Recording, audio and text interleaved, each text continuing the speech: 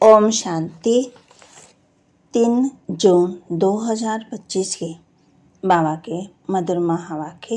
बाबा कहते, मीठे बच्चे, अब तुम आए हो नए संबंध में। अब तुम नए संबंध में जा रहे हो, इसलिए यहाँ के कर्म बंधनी संबंधों को भूल कर्मातीत बनने का पुरुषार्थ करो। अब तुम नए संबंध में जा रहे हो, इसलिए यहाँ के कर्म बंधनी संबंधों को भूल कर्मातीत बनने का पुरुषार्थ करो। प्रश्न, बाप किन बच्चों की वाह वाह करते हैं? सबसे अधिक प्यार किन्हों को देते हैं? उत्तर, बाबा गरीब बच्चों की वाह वाह करते हैं। वाह गरीबी वाह, अरे आराम से 2 रोटी खाना है, लालच नहीं। गरीब बच्चे बाप को प्यार से याद करते। बाबा अनपढ़े बच्चों को भी देख खुश होते, क्योंकि उन्हें पढ़ा हुआ भूलने की मेहनत नहीं करनी पड़ती।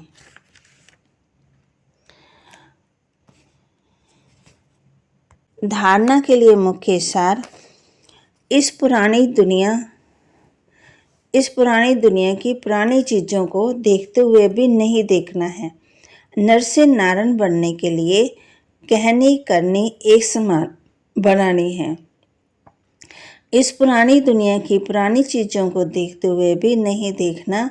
नर से नारायण बनने के लिए कहनी करनी एक समान बनानी है। अविनाशी ज्ञान रत्नों का कदर रखना है, ये बहुत बड़ी कमाई है। इसमें उबासी झुटका नहीं खाना चाहिए। नाम रूप की ग्रहचारी से बचने के लिए याद में रहने का पुरुषार्थ करना है। वरदान दे रहे बाबा हम बच्चों को। बाप की छत्र छाया के नीचे नाजुक परिस्थितियों में भी कमल पुष्प समान न्यारे और प्यारे भव। बाप की छत्र छाया के नीचे नाजुक परिस्थितियों में भी कमल पुष्प समान न्यारे और प्यारे भव। संगम युग पर जब बाप सेवाधारी बनकर के आते हैं तो छत्र छाया के रूप में बच्चों की सदा सेवा करते हैं। याद करते ही सेकंड में साथ का अनुभव होता है। ये याद की छत्र छाया कैसी भी नाजुक परिस्थितियों के कमल पुष्प के समान न्यारा और प्यारा बना देती है। मेहनत नहीं लगती। बाप को सामने लाने से स्वस्थिति में स्थित होने से कैसी भी परिस्थिति परिवर्तन हो जाती है। स्लोगन, बातों का पर्दा बीच में ना आने दो तो बाप के साथ का अनुभव होता रहेगा। बातों का पर्दा बीच में आने ना दो तो बाप के साथ का अनुभव होता रहेगा। अव्यक्त इशारे आत्मिक स्थिति में रहने का अभ्यास करो, अंतर्मुखी बनो। किसी भी विघ्न से मुक्त होने की युक्ति है।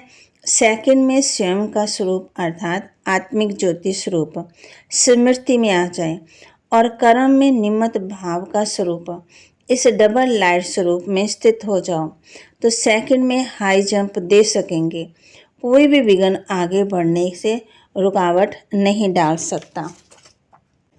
तो बाबा बच्चों को कहते, इस ईश्वरी सभा का कायदा है, जिन्हें ज्ञान रत्नों का कदर है कभी उबासी आदि नहीं लेते। उन्हें आगे आगे बढ़ना चाहिए। कोई बच्चे बाप के सामने जुटका खाते रहेंगे, नींद करते रहेंगे, उबासी करते रहेंगे तो बाप कहते फिर दूसरे के ऊपर प्रभाव पड़ता है। बाप कहते, ध्यान से ज्ञान अच्छा, ज्ञान से याद अच्छी। ध्यान से जास्ती जाने में माया के भूतों की प्रवेशता हो जाती है। ऐसे बहुत हैं जो फालतू ध्यान में जाते रहते हैं।